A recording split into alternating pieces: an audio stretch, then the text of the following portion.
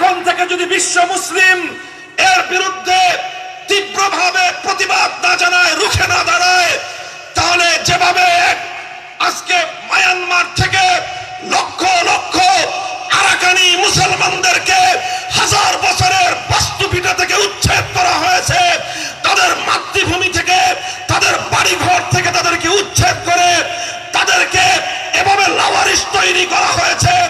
আজ যদি আমরা উম্মতে মুহাম্মাদিয়া নীরবতার ভূমিকা পালন করি, সেদিন দেখতে আমাদের বেশি দূরে নয়, যেদিন ভারত থেকে লক্ষ নয় কোটি কোটি মুসলমানদেরকে তাদের হাজার বছরের ঠিকানা থেকে তাদেরকে বাস্তুহীন করা হবে। গুলি করা হলে গুলি বর্ষণকারীর বিরুদ্ধে অ্যাকশন না নিয়ে গুলিকৃত ব্যক্তির প্রতি আইন জারি করা হয়।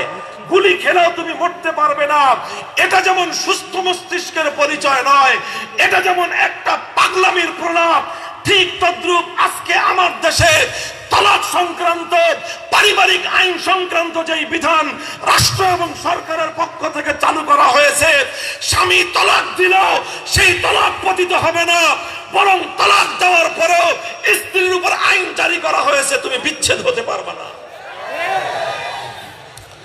মুহতারাম হাজিরিন, ঐতিহাসিকভাবে ইহুদিদের কাছ থেকে এই বুদ্ধি আসছে, যদি মুসলিম জাতিকে ধ্বংস করতে চাও তাহলে মুসলমানদের মধ্যে যে কোনো উপায়ে জিনা এবং ব্যভিচারের দুয়ার উন্মুক্ত করে দাও। যেই মুসলিম জাতির মধ্যে চরিত্রে ধস নামবে, যেই মুসলিম সম্প্রদায়ের মধ্যে জিনা এবং ব্যভিচার ব্যাপকতার রূপ লাভ করবে, সে মুসলিম জাতি কশ্চিনকালেও মাথা উঁচু করে দাঁড়াতে পারবে না। তাই আজ তাদের কাছ থেকে কুবুদ্ধি নিয়ে, কুপরামর্শ নিয়ে ষড়যন্ত্রমূলক ভাবে ঘরে ঘরে স্বামী এবং স্ত্রীর রূপে অবৈধ নারী আর পুরুষের মেলামেশাকে ব্যাপকতার রূপ দান করবার জন্য পারিবারিক আইনের মাধ্যমে এমন একটা ব্যবস্থা তৈরি করা হয়েছে, হাজার হাজার পুরুষরা 3 তালাক, 4 তালাক, 6 তালাক, 14 তালাক দেওয়ার পরেও শুধু বলতেছে যেহেতু চেয়ারম্যান অথবা মেয়রের পারমিশন নেওয়া হয় নাই, সুতরাং গুলি করলেও মানুষ মরতে পারবে না। এই হাস্যকর আইনের মাধ্যমে হাজার হাজার ঘরে ব্যভিচারের দুয়ার উন্মুক্ত করে দেওয়া হয়েছে। ইন্না নাহনু নাযালনা আয-যিকরা ওয়া ইন্না লাহু লাহাফিযুন। আল্লাহু আকবার, আল্লাহু শুভেচ্ছা।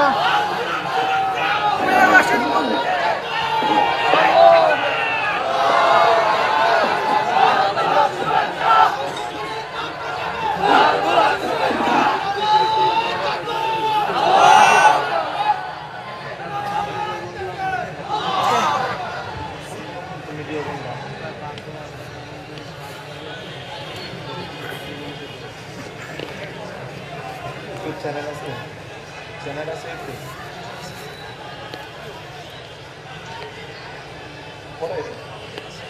পরে দিবেন।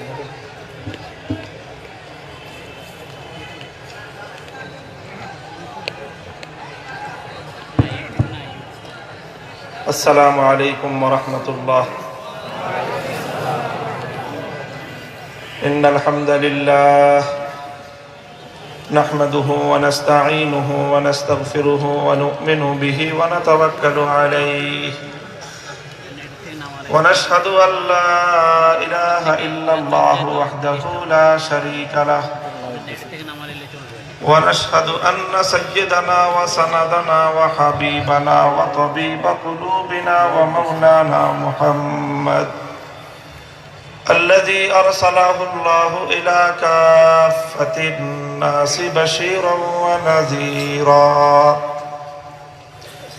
وداعيا إلى الله بإذنه وسراجا منيرا.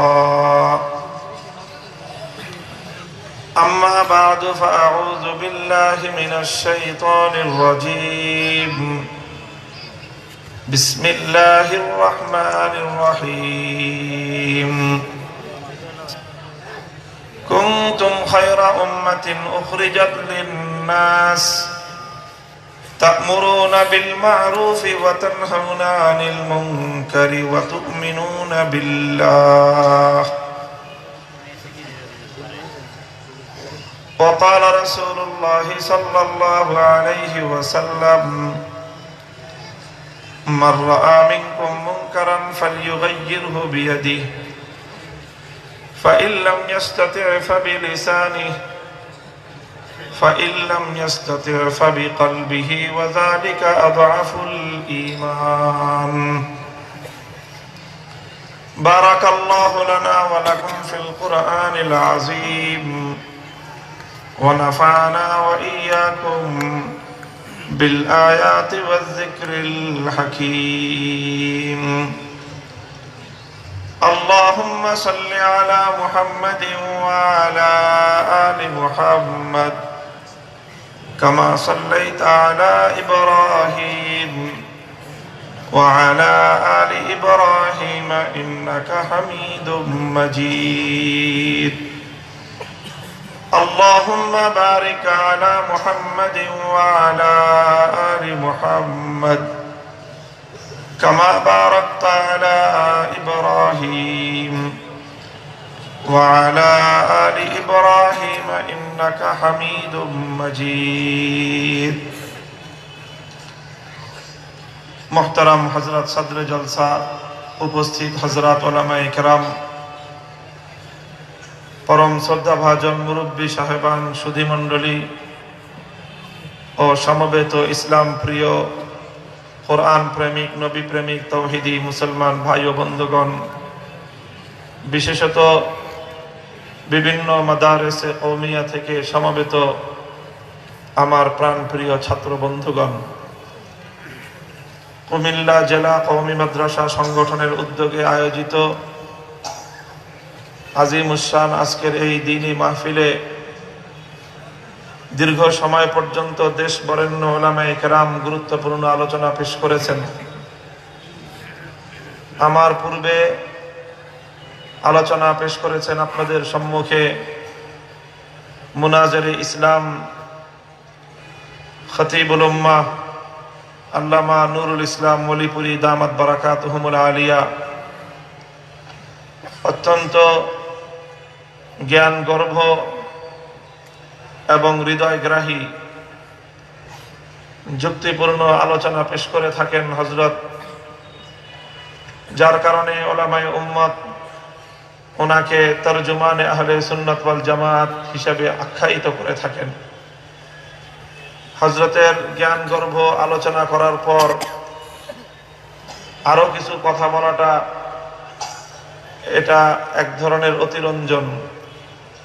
এরপরেও সংগঠনের সিদ্ধান্ত অনুযায়ী কিছু কথা বলবার জন্য আমি আপনাদের সম্মুখে উপবিষ্ট হয়েছি। প্রতি বছর যখন আপনাদের এই মঞ্চে আলোচনা পেশ করে থাকি তখন মঞ্চে উপস্থিত থাকেন আমার শায়খ ও মুর্শিদ কুমিল্লা জেলা কওমি মাদ্রাসা সংগঠনের সম্মানিত মহাসচিব শাইখুল হাদিস আল্লামা আশরাফ আলী দামাত বারাকাতুহুমুল আলিয়া। অত্যন্ত ভারাক্রান্ত হৃদয়ে বলতে হচ্ছে যে আজকে হযরতকে আমরা হাসপাতালের বিছানায় শোয়ায় রেখে এখানে সম্মেলন অনুষ্ঠান করছি। দোয়া করি আল্লাহ রাব্বুল আলামিন হযরতকে অতি দ্রুত শেফায়ে কামেলা আজলা নসিব করেন। আমিন।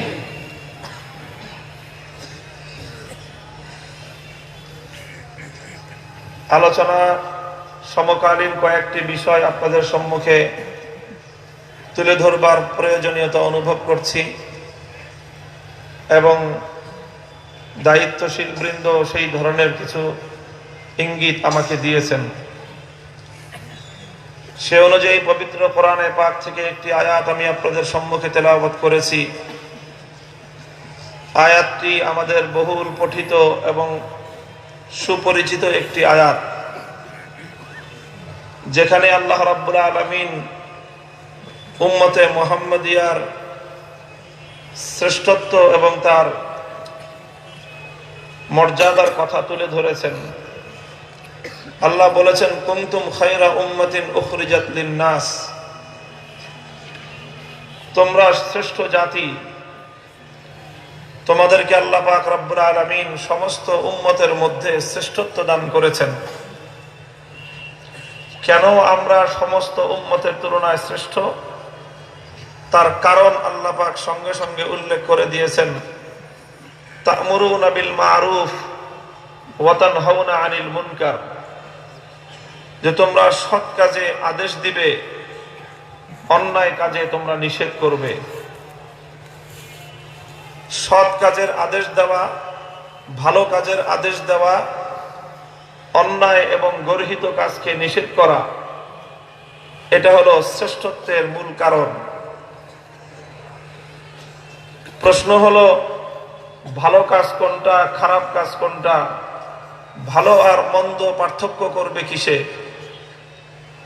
আমার কাছে যেটা ভালো সেটাই আরেকজনের কাছে মন্দ, আরেকজনের কাছে যেটা মন্দ সেটাই তো আমার কাছে ভালো। পৃথিবীতে মানুষের এই ভালো মন্দের বাস বিচার নিয়ে দুনিয়ার মানুষের মধ্যে কত বিভেদ রয়েছে। তো ভালো আর মন্দের আদেশ আর নিষেধের উপর যদি এই উম্মতের শ্রেষ্ঠত্বের মাপকাঠি হয়ে থাকে, মানদণ্ড হয়ে থাকে, তাহলে তো প্রথমে নির্ধারণ করতে হবে ভালো আর মন্দ নির্ধারিত হবে কিভাবে। কোরআনে পাক সেই প্রশ্নের জবাব দ্ব্যর্থহীন ভাষায় দিয়েছে, ওয়া তু'মিনুনা বিল্লাহ, অর্থাৎ তোমাদের কাছে কোনটা ভালো আর কোনটা মন্দ হবে তার মানদণ্ড হবে ঈমান বিল্লাহ, অর্থাৎ এক আল্লাহর উপর ঈমানের ভিত্তিতে যেটা ভালো সেটাই ভালো, আল্লাহর উপর ঈমানের দাবি অনুযায়ী যেটা মন্দ সেটাই চূড়ান্তভাবে মন্দ।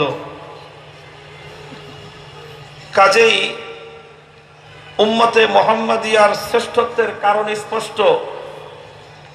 আল্লাহর নিকট যে কাজটা ভালো বলে বিবেচিত হবে সেই কাজের আদেশ দিতে হবে, আল্লাহর নিকট যে কাজটা মন্দ বলে বিবেচিত হবে সেই কাজকে নিষেধ করতে হবে। আল্লাহর নিকট কোনটা ভালো আর আল্লাহর নিকট কোনটা মন্দ এটা জানার আর অপেক্ষা থাকে না।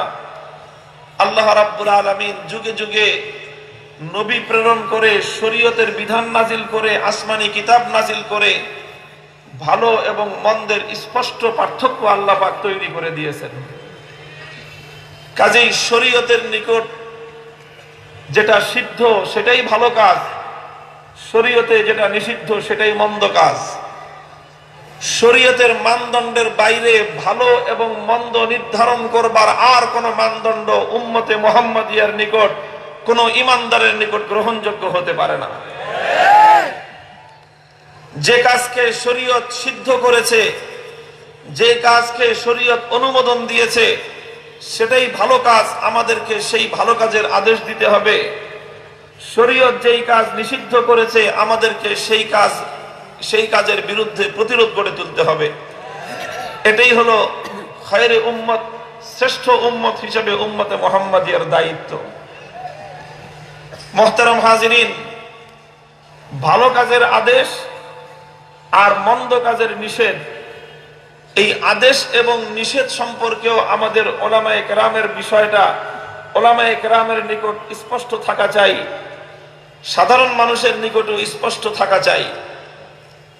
ভালো কাজের আদেশ দেওয়া, মন্দ কাজকে নিষেধ করার অর্থ কি?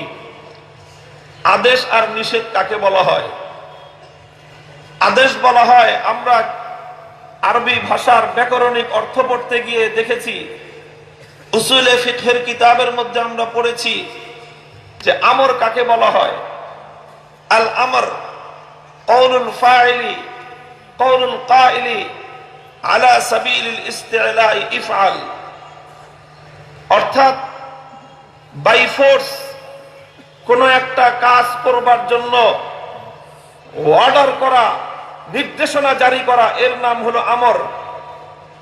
আর বাই ফোর্স শক্তি প্রয়োগ করে, প্রভাব বিস্তার করে কোন একটা কাজকে বারণ করা, এর নাম হলো নিষেধ, এর নাম হলো নাহি। ইসলামের মধ্যে ভালো কাজের প্রতি মানুষকে উদ্বুদ্ধ করবার খারাপ কাজ থেকে মানুষকে অনুৎসাহিত করবার জন্য দুটি কাজ রয়েছে। একটি কাজ হলো দাওয়াত, দাওয়াত ইলাল খাইর, ভালোর দিকে আহ্বান করা। এই দাওয়াত ইলাল খাইর বা দাওয়াত ইলাল্লাহ, দাওয়াতের অর্থ হলো কাউকে ভালো কাজের আহ্বান জানানো। দাওয়াতের অর্থ হলো কাউকে মন্দ কাজ পরিহার করবার আহ্বান জানানো। আহ্বান জানানো, দাওয়াত দেওয়া, এটা এমন একটা কাজ যেই কাজটাকে বিনয়ের সঙ্গে করতে হয়। দাওয়াতের পদ্ধতি কি বললাম? বিনয়ের সঙ্গে, নম্র ভাষায় দাওয়াতের কাজ করতে হয়। আল্লাহর কোরআন বলেছে, উদউ ইলা সাবিলি রাব্বিকা বিল হিকমাতি ওয়াল মাউইজাতিল হাসানাহ। মানুষকে আল্লাহর পথে ডাকবা কিভাবে? কৌশলের সাথে এবং উত্তম নসিহতের মাধ্যমে মানুষকে আহ্বান করবে। সুন্দর নসিহতের মাধ্যমে মানুষকে আহ্বান করবে। দাওয়াতের ভাষা হবে বিনম্র, দাওয়াতের ভাষা হবে বিনয়ী, দাওয়াতের ভাষা হবে হৃদয়গ্রাহী, দাওয়াতের ভাষা হবে অবনত হয়ে মানুষকে আল্লাহর পথে আহ্বান করতে হবে। এটা হলো দাওয়াতের ভাষা। আরেকটা হলো সৎ কাজের আদেশ করা আর অন্যায় কাজে নিষেধ করা। আদেশ এবং নিষেধ এটা কোনোদিন বিনীত ভাষায় হয় না, বরং আদেশ এবং নিষেধ হয় প্রভাব সৃষ্টি করে। আদেশ এবং নিষেধ হয় কঠোর বাক্য ব্যবহার করে, বিনীত বাক্য ব্যবহার করে কোনোদিন আদেশ আর নিষেধ হয় না। দুর্ভাগ্যজনক ভাবে আমরা দাওয়াত ইলাল খায়রাত, কল্যাণের দিকে আহ্বান, আর আমর বিল মারুফ এবং নাহি আনিল মুনকার, সৎ কাজের আদেশ, অন্যায় কাজের নিষেধ, উভয়টাকে একসঙ্গে আমরা তালগোল পাকিয়ে ফেলেছি। মুহতারাম হাজিরিন, একসঙ্গে তালগোল পাকালে চলবে না, একসঙ্গে তালগোল পাকালে চলবে না। দাওয়াত ভিন্ন জিনিস, আমর বিল মারুফ নাহি আনিল মুনকার ভিন্ন জিনিস। দাওয়াতের নিয়ম ভিন্ন, আমর বিল মারুফের নিয়ম ভিন্ন। দাওয়াতের উদ্দেশ্য ভিন্ন, আমর বিল মারুফ এবং নাহি আনিল মুনকারের উদ্দেশ্য ভিন্ন। দাওয়াত এটা হলো মানুষকে হাতে পায়ে ধরে যে কোনো ভাবেই হোক মানুষকে কনভিন্স করে সত্যের পথে, ভালোর পথের দিকে মানুষকে আহ্বান জানানো। এটা হলো দাওয়াত ইলাল্লাহ, এটা হলো দাওয়াত ইলাল খায়রাত। আর আমর বিল মারুফ এবং নাহি আনিল মুনকার, সৎ কাজের আদেশ এবং অন্যায় কাজের নিষেধ, এটা কোনোদিন বিনীত ভাবে হয় না। সৎ কাজের আদেশ এবং অন্যায় কাজের নিষেধের সঙ্গে শক্তি এবং প্রভাবের একটা সম্পর্ক রয়েছে। যার শক্তি যার উপর চলে, যার প্রভাব যার উপর চলে, তার পক্ষ থেকে আদেশ হতে পারে আর নিষেধ হতে পারে। যার শক্তি চলে না, যার প্রভাব চলে না, তার পক্ষ থেকে কখনো আদেশ আর নিষেধ চলে না। তার কাছ থেকে কেবলমাত্র বিনীত অনুরোধ চলে। কথাটা পরিষ্কার? তাহলে দাওয়াত এটা হলো বিনীত অনুরোধের বিষয়, আদেশ আর নিষেধ হলো শক্তি প্রয়োগ করে, প্রভাব সৃষ্টি করে, বাধা প্রদান এবং বাধ্যকরণের নাম। দাওয়াতের মধ্যে বাধ্যকরণ নাই। দাওয়াত হলো অনুরোধ করার জিনিস, আর আমর নাহি, আদেশ আর নিষেধ অনুরোধের নাম নয়। আদেশ আর নিষেধ হলো ঘাট ধরে কাজ বাস্তবায়ন করার নাম। এজন্যই রাসূল আকরাম সাল্লাল্লাহু আলাইহি ওয়াসাল্লামের সুস্পষ্ট হাদিস, মান রাআ মিনকুম মুনকারান ফালইয়ুগাইয়িরহু বিয়াদিহি ফাইন লাম ইস্তাতি ফাবিলিসানিহি ফাইন লাম ইস্তাতি ফাবিকলবিহি ওয়া যালিকা আযআফুল ঈমান।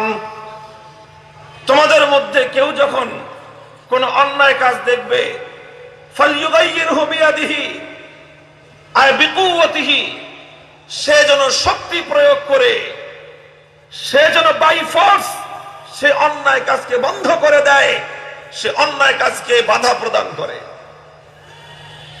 যদি সেইটুক ক্ষমতা না থাকে তাহলে অন্তত মুখের কথার মাধ্যমে সেই অন্যায় এবং অসৎ কাজের বিরোধিতা করবে, বিনীত ভাষায় নয় বরং বল প্রয়োগকারী ভাষায়।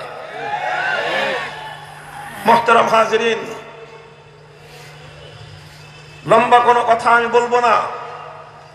আমর বিল মারুফ এবং নাহি আনিল মুনকার এটা উম্মতের এমন এক জিম্মাদারি, যদি উম্মত এই জিম্মাদারি আদায় করা থেকে পশ্চাৎপদ হয়ে যায় তাহলে উম্মতের উপর লাঞ্ছনা নেমে আসবে, উম্মত ভীত সন্ত্রস্ত হয়ে পড়বে, উম্মতে মুহাম্মাদিয়া দুর্বল হয়ে পড়বে।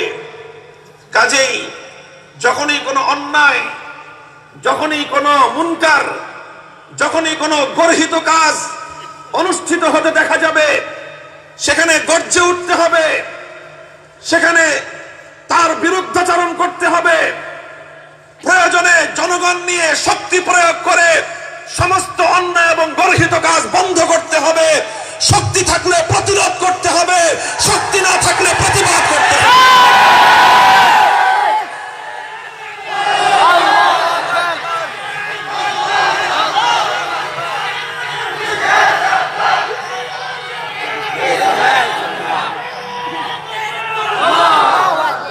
মুহতারাম হাজিরিন, আজকে দুটি বিষয় আমি আপনাদের সম্মুখে আমর বিল মারুফ এবং নাহি আনিল মুনকারের অধ্যায় থেকে আলোচনা করব। একটি বিষয় আন্তর্জাতিক অঙ্গনের আমাদের এই পাক ভারত উপমহাদেশীয় আন্তরাষ্ট্রীয় যে সম্প্রীতির বাঁধন, সেই আন্তরাষ্ট্রীয় বিষয়ে একটা গুরুত্বপূর্ণ বিষয়ে আমি আলোচনা করব। ইতিমধ্যে কুমিল্লা জেলা কওমি মাদ্রাসা সংগঠনের আজকের সম্মেলনের যে প্রস্তাবনা, সেই প্রস্তাবনার মধ্যেও বিষয়টি সংযুক্ত করা হয়েছে। আপনারা দেখেছেন, জেনেছেন, শুনেছেন, আমাদের পার্শ্ববর্তী রাষ্ট্র ভারত, এই ভারতে সাম্প্রতিক সময়ে দুটি বিতর্কিত বিল সংসদে উত্থাপিত হয়েছে এবং পাশ হয়েছে। সেটি আইন হিসেবে এখন কার্যকর হওয়ার পথে। একটি বিল এনআরসি, আরেকটি বিল হলো সিএবি ক্যাব। দুটি সাংকেতিক শব্দের মাধ্যমে ভিন্ন বিস্তারিত অর্থ বোঝানো হয়। এনআরসির মাধ্যমে তারা এমন কিছু আইন করেছে যে আইনের মাধ্যমে ভারতের নাগরিকদেরকে, যারা সেখানে বসবাস করে আসছে, চলমান বসবাসরত ভারতের নাগরিকদের নাগরিকত্ব সনদ গ্রহণ করবার মাধ্যমে তারা নাগরিক যাচাই বাছাই করতেছে। যারা এনআরসির মাধ্যমে নাগরিকত্বের সনদ না পাবে তাদের জন্য ভবিষ্যতে বিভিন্নভাবে প্রমাণ করে তারা যে ভারতের নাগরিক, সেখানকার স্থানীয় বাসিন্দা, সেই বাসিন্দার হওয়ার, স্থানীয় হওয়ার প্রমাণ পেশ করে তারপরে তাদেরকে ভারতের নাগরিকত্বের সনদ গ্রহণ করতে হবে। এটা উদ্দেশ্য হলো এনআরসির। এই আইন, এই বিল পাশ করে গোটা ভারতে শত বছর ধরে বসবাসরত বহু মানুষের নাগরিকত্ব সেখান থেকে ক্যান্সেল করে দেওয়ার একটা সুদূর প্রসারী পায়তারা চলছে। দুর্ভাগ্যজনকভাবে এনআরসির মাধ্যমে ভারত থেকে যে সকল নাগরিকদেরকে তাদের নাগরিকত্ব বাতিল করবার পায়তারা চলছে, উপমহাদেশের নয়, সারা দুনিয়ার সচেতন রাষ্ট্রবিজ্ঞানী উম্মতের দরদদের আশঙ্কা হলো এই যে এই বিলের মাধ্যমে, এই আইনের মাধ্যমে ভারতে অবস্থানরত মুসলমানদের নাগরিকত্ব ক্যান্সেল করবার একটা পায়তারা তারা চালাবে। মুহতারাম হাজিরিন, বিষয়টা আজকে আমি একটি ওয়াজ মাহফিলে আলোচনা করছি। হয়তো এটাও কারো কাছে প্রশ্নের সম্মুখীন বিষয় হতে পারে। অনেকে তো এরকম বলে দেয় যে এটা ভারতের আভ্যন্তরীণ বিষয়, দ্বিতীয় হলো এটা একটা রাজনৈতিক বিষয়। সেই বিষয় নিয়ে বাংলাদেশের ধর্মীয় মাহফিলে আলোচনা করাটা কতটুকু যুক্তিসঙ্গত? প্রশ্নের জবাব স্পষ্ট। কুনতুম খায়রা উম্মাতিন উখরিজাত লিন-নাস তা'মুরুনা বিল মা'রুফি ওয়া তানহাউনা আনিল মুনকার। আল্লাহর কোরআন আমাদেরকে উম্মতে মুহাম্মাদিয়াকে এক উম্মত হিসেবে আখ্যায়িত করেছেন। সারা দুনিয়ার উম্মতে মুহাম্মাদিয়াকে আমার আল্লাহ এক জাতি বলে আখ্যায়িত করেছেন। আল্লাহর পয়গম্বর তাম পৃথিবীর উম্মতকে এভাবেই দৃষ্টান্ত দিয়েছেন, মাসালুল মুমিনিন ফি তাওয়াদ্দিহিম ওয়া তারাহুমিহিম কামাসালি জাসাদিন ওয়াহিদ ইন ইশতাকা উযবুন তাদাআ লাহু সাইরুল জাসাদি বিস-সাহরি ওয়াল হুম্মা। সারা দুনিয়ার মুসলমানরা হলো একটা মানব দেহের মতো। সারা দুনিয়ার উম্মতে মুহাম্মাদিয়া একটি মানব দেহের মতো। এই মানব দেহের যে কোনো অঙ্গ আক্রান্ত হলে অন্যান্য অঙ্গগুলো এ কথা বলে না, ব্যথা হয়েছে পায়ের, আমি মাথা কেন চিন্তা করব? ব্যথা হয়েছে পায়ের, আমি শরীর কেন ব্যথা অনুভব করব? এ কথা বলে না।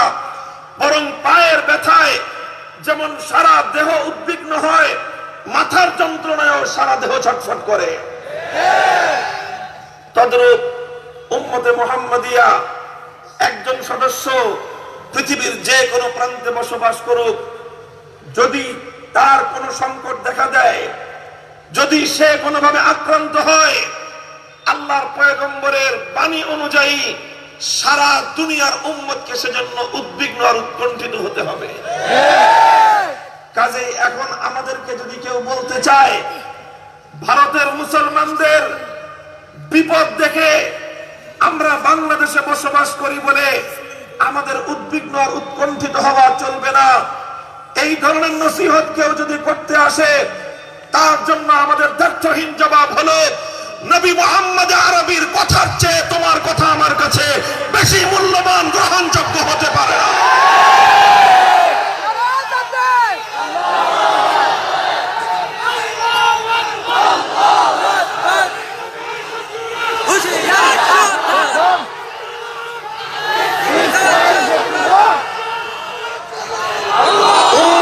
বিভিন্ন ভাগে ভাগে বিভক্ত করে সারা দুনিয়ার উম্মতে মুসলিমের উপর আজ যে নির্যাতন এবং জুলুম পরিচালিত হচ্ছে, সারা দুনিয়ার যে কোনো জায়গায়, যে কোনো দেশে, যে কোনো ভূখণ্ডে এক উম্মত আক্রান্ত হবে, নবীর ঘোষণা অনুযায়ী সারা দুনিয়ার উম্মতে মুহাম্মাদিয়া তার জন্য উৎকণ্ঠা এবং উদ্বেগ প্রকাশ করবে। এটার নামই হলো ইসলাম।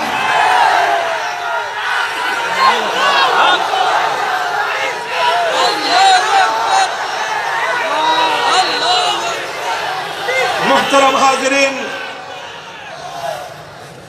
কাজেই এই যে একটা বিল তৈরি করা হয়েছে, যেই বিলের মাধ্যমে ভারতের হাজার বছরের অবস্থানরত সেখানকার কোটি কোটি মুসলমানদের ভবিষ্যৎকে আজকে ঝুঁকির সম্মুখীন করে দেওয়া হয়েছে।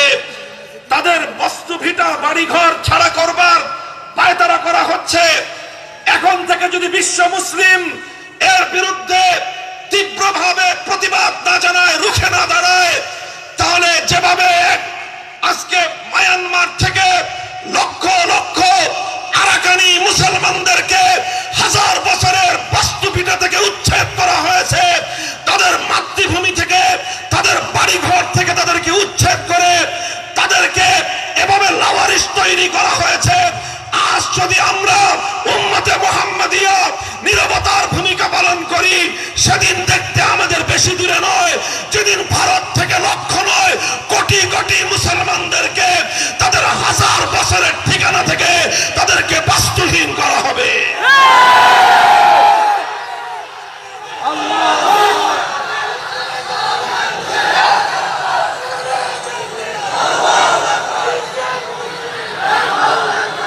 মুহতারাম হাজিরিন, এর উপর আরেকটি কথা যেমনি ভাবে মায়ানমারের নির্যাতিত নিপীড়িত আরাকানের রোহিঙ্গা মুসলমানরা 10 লক্ষাধিক বাংলাদেশে এসে আশ্রয় গ্রহণ করবার কারণে আজকে বাংলাদেশের একটি বড় ধরনের চাপ তাদেরকে নিয়ে সহ্য করতে হচ্ছে। বাংলাদেশে বিভিন্ন ধরনের সংকট তৈরি হয়েছে। আল্লাহ না করুন, আল্লাহ না করুন, ভারত যদি একইভাবে মায়ানমারের মতো সেদেশের লাখো মুসলমানদেরকে এভাবে বাস্তুহারা করবার চেষ্টা করে, তাহলে তার জন্য বাংলাদেশকে আক্রান্ত হওয়া লাগবে। আমরা এদেশটাকে ভালোবাসি, এদেশের উন্নতি চাই, কাজেই বাংলাদেশের স্বার্থ এর সঙ্গে ওতপ্রোতভাবে জড়িয়ে আছে। আজকে যারা এনআরসি এবং সিএবি কে ভারতের আভ্যন্তরীণ বিষয় বলে বাংলাদেশের দায়িত্বশীল মসনদে বসে যদি কেউ চোখ বন্ধ করে রাখতে চায়, বুঝতে হবে সে বাংলাদেশের স্বার্থ এবং বাংলাদেশের প্রয়োজনকে সে ভ্রুক্ষেপ করতে চায় না।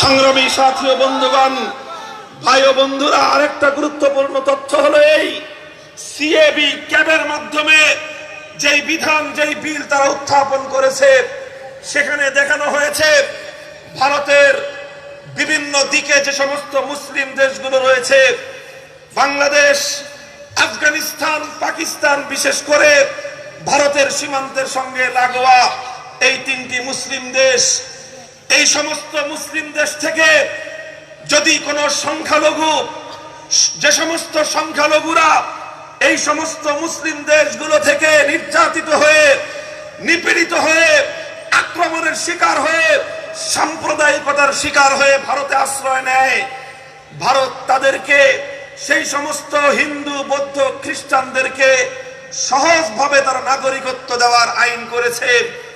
আর মুসলমানরা ভারতে গেলে সেই মুসলমানদের জন্য নাগরিকত্ব প্রাপ্তির শর্তটাকে অনেক জটিল করা হয়েছে।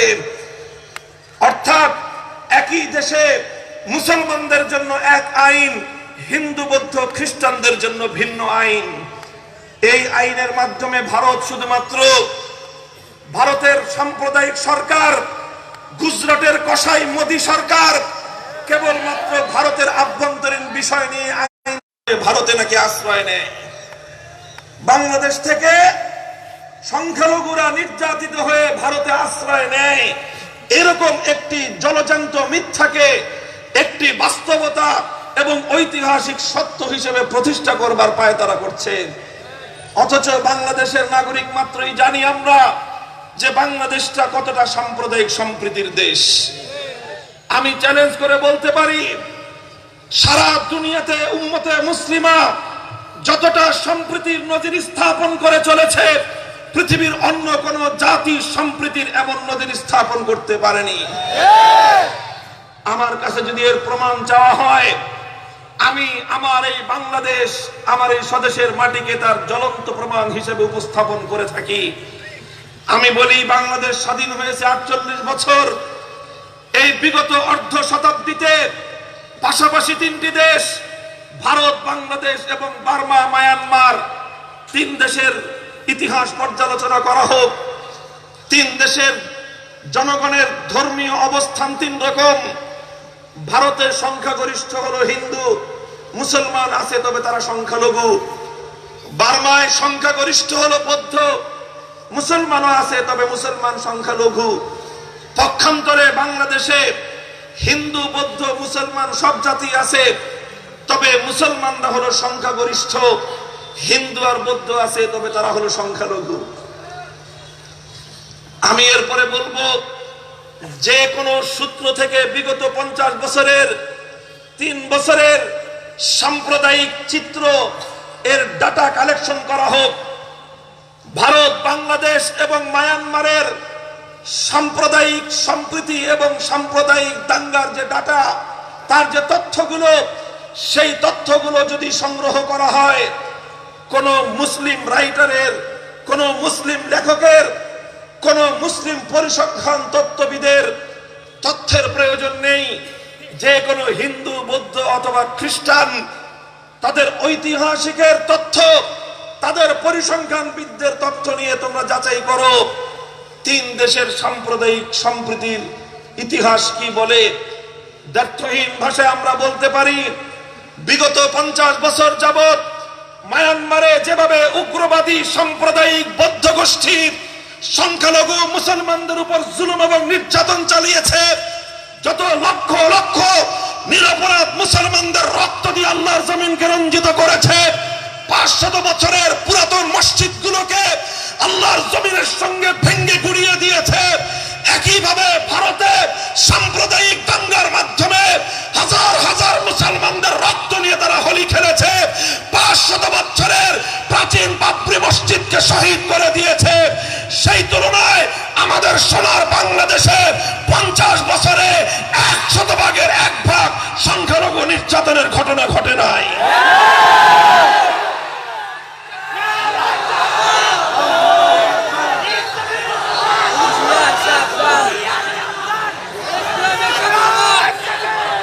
এই তথ্যের দ্বারা কি প্রমাণিত হয়?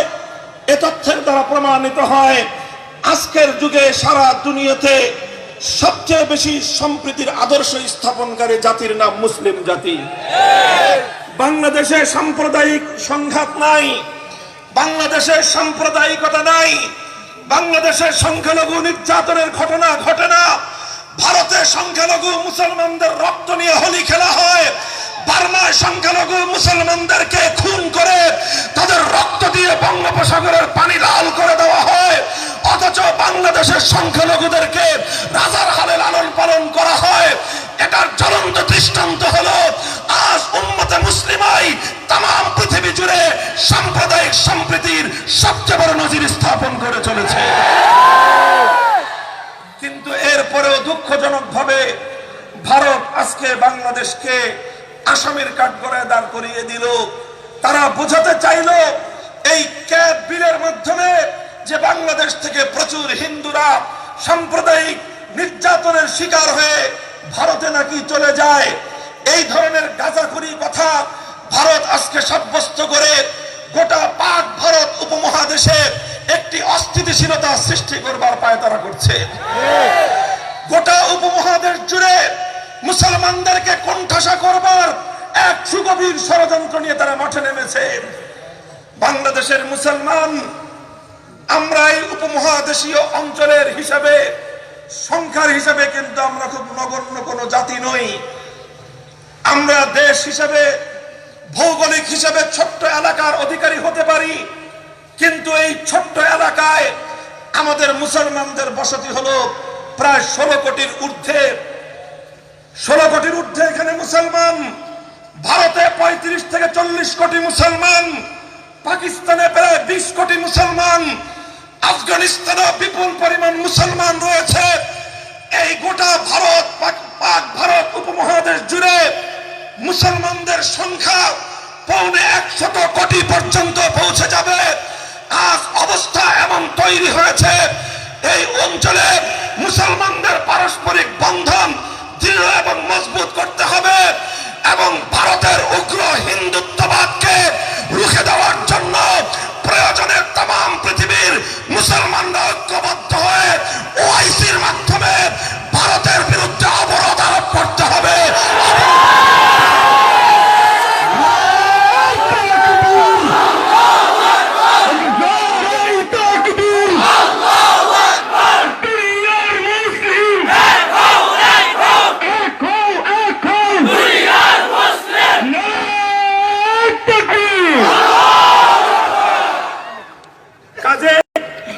এনআরসি অথবা সিএবি কে ভারতের আভ্যন্তরীণ বিষয় বলে এ ব্যাপারে নীরবতা পালন করবার কোনো সুযোগ নেই। কওমি মাদ্রাসার সচেতন ছাত্র সমাজ, ওলামায়ে উম্মত, এ ব্যাপারে আমাদেরও নীরব ভূমিকা পালন করবার কোনো সুযোগ নাই। তাকিয়ে দেখো, আজকে বাংলাদেশের জাতীয় শিক্ষা প্রতিষ্ঠান ঢাকা বিশ্ববিদ্যালয়ের ছাত্র সংসদের প্রধান ভাইস প্রেসিডেন্ট ভিপি নুরুল হক নুরুর নেতৃত্বে আজকে যেভাবে আধিপত্যবাদী ভারতের বিরুদ্ধে ঢাকা বিশ্ববিদ্যালয়ের ক্যাম্পাসকে তারা যেভাবে সত্যের আওয়াজে উদ্বেলিত করেছে, এখান থেকে চেতনা গ্রহণ করে আমাদের পূর্বসূরীদের সেই আদর্শের ধারাবাহিকতায় গোটা বাংলাদেশে আলেম সমাজের নেতৃত্বে এভাবে এই উম্মতে মুসলিমার বিরুদ্ধে পরিচালিত এই সুগভীর ষড়যন্ত্রকে রুখে দেওয়া ছাড়া আমাদের অস্তিত্ব রক্ষার বিকল্প কোনো রাস্তা নয়।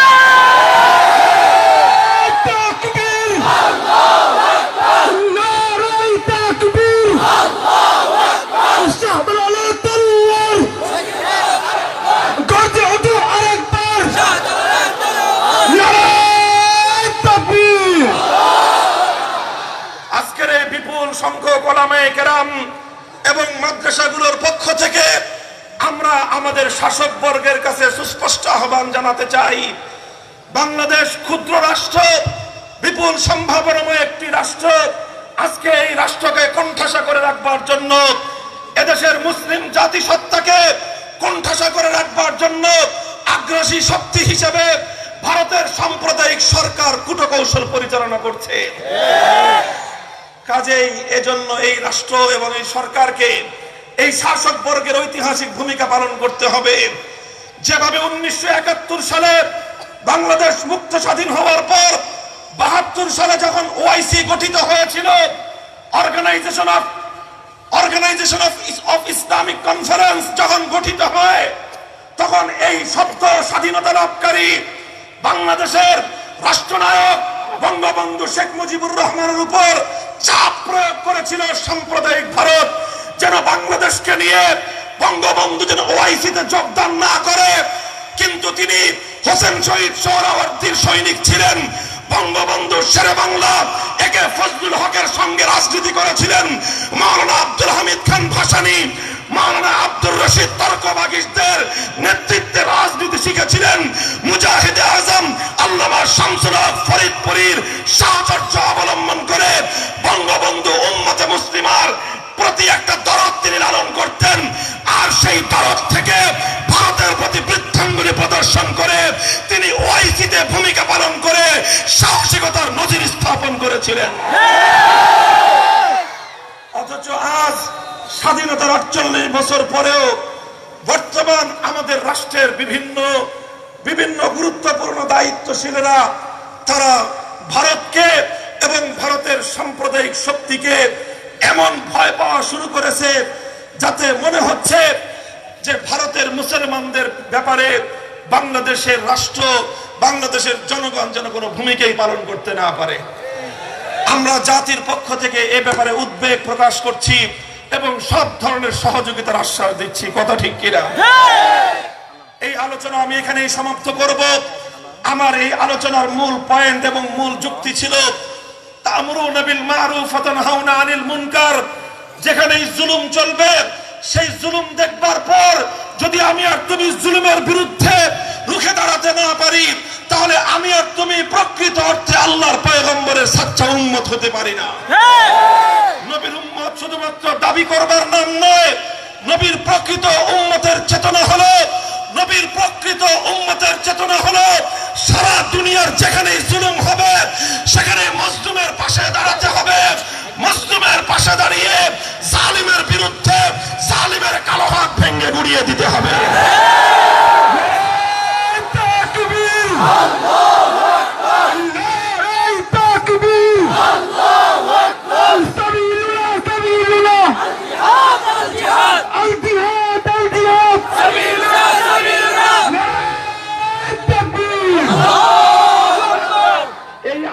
সমাপ্ত করব বলেছি, তার অর্থ এটা না বয়ান শেষ করব।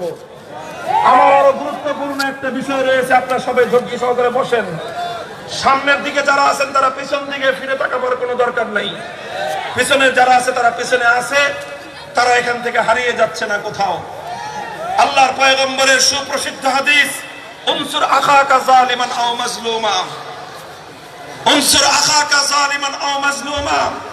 আল্লাহর পয়গম্বর তার উম্মতকে ডাক দিয়ে বলেছিলেন, উম্মত তুমি তোমার ভাইকে সাহায্য করো, তোমার ভাইকে তুমি সাহায্য করো। তোমার ভাই জালেম হোক অথবা মাজলুম হোক, তোমার ভাই নির্যাতিত হোক অথবা অত্যাচারী হোক, সর্ব অবস্থায় তুমি তোমার ভাইয়ের সাহায্য করো। সাহাবায়ে কেরাম জিজ্ঞাসা করেছিলেন, হাযা আনসুরু আখি ইযা কানা হুয়া মাজলুমান ফাকাইফা আনসুরু আখি ইযা কানা হুয়া যালিমা।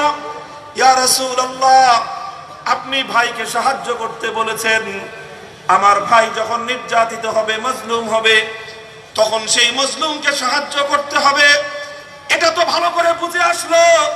কিন্তু আমার ভাই যখন জালিম হবে, অত্যাচারী হবে, তখন আপনি ভাইকে সাহায্য করতে বললেন। তাহলে একজন জালিম এবং অত্যাচারীকে আমি কিভাবে সাহায্য করব?